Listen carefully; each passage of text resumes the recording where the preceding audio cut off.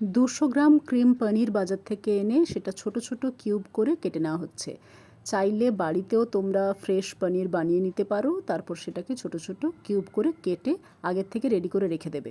এবার আমরা বিনা তেলে যেহেতু রান্নাটা করব, তাই সবার প্রথমে ভালো করে ম্যারিনেট করতে হবে। সেজন্য আমরা আলুগুলোকেও একেবারে পনিরের শেপেই ছোট ছোট ডুমো ডুমো করে কেটে নেওয়া হয়েছে। এবার একে একে পরিমাণ মতো আমরা থেঁতো করা পেঁয়াজ, আদা বাটা, রসুন বাটা, দারুচিনি, এলাচ আর জিরে বাটা, তার সাথে পরিমাণ মতো হলুদ গুঁড়ো, লঙ্কা গুঁড়ো, স্বাদ মতো নুন দিয়ে ভালোভাবে মাখিয়ে 15 মিনিট রেখে দেবো ঢাকা দিয়ে।